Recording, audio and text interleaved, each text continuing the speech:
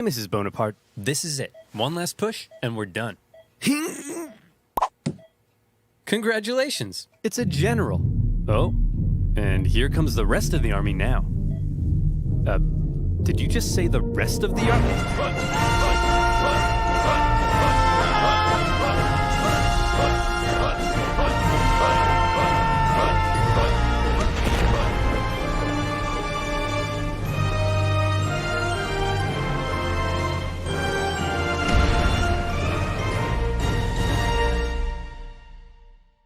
History is full of great conquerors, many with very impressive origin stories.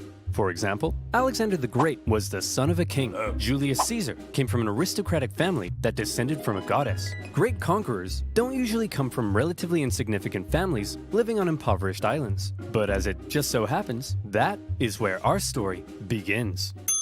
In the early 18th century, the island of Corsica was a part of the Republic of Genoa, until one day Corsica said, "Hey, we're declaring independence, and it's probably not worth your time to try and stop us." So Genoa said, "You're right, it isn't worth their time. Hey France, you want to buy this island?" And France said, "Sure thing."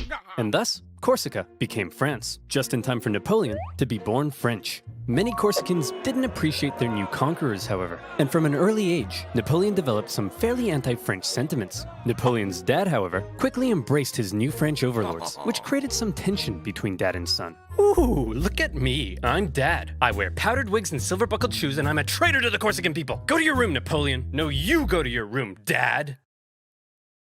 Okay. On the other hand, Napoleon adored his mother, who was definitely the disciplinarian of the family, and even though she would punish Napoleon severely, he kind of respected that. But Napoleon's parents wanted the best for their family, and since they were of very minor nobility, they were able to have Napoleon sent off to the shining lights and rat-infested sewage puddles of the big city. Napoleon went to military school in France. Okay, Napoleon, why don't you introduce yourself to your new classmates? Well, I'm Napoleon, and I hate all of you. Your farts smell like cheese, you can't pronounce the letter R, all you do is go on strike, and you call eggs oofs like a bunch of big dumb idiot dingleberries.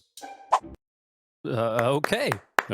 Thanks, Napoleon. I hope you like being bullied. And bullied he was. They picked on him for his Corsican accent, his family's lack of wealth, and it probably didn't help that he also had a bit of a chip on his shoulder. But he could hold his own, and on an average day, might be found dishing out ratatouille sandwiches for breakfast. He spent much of his time alone, and he loved reading about the great conquerors of history. He learned about Julius Caesar, and he wondered if one day he too might have a pizza franchise named after him.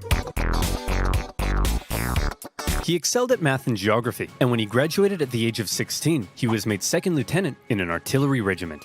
Now, second lieutenant might sound pretty sweet to a screw-up like you, but Napoleon had a little something called ambition. Stonks of it. And he wasn't content being just some junior officer.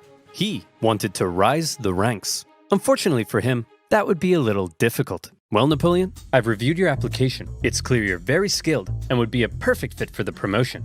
And Simeon, you're just about the biggest idiot I've ever seen. Your test results suggest you have the mental aptitude of a senile earthworm, and in the part of the form where you list your experience, you seem to have drawn a picture of a gerbil giving birth to a shoe. But your dad is the Marquis de la Fufayette, so you get the job.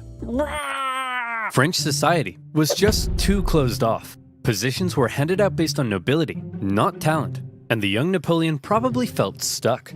Wouldn't it be nice if, say, a revolution came along and changed all of that? Well, what are the chances? The French Revolution is here. Bastille toppling, head chopping, king popping.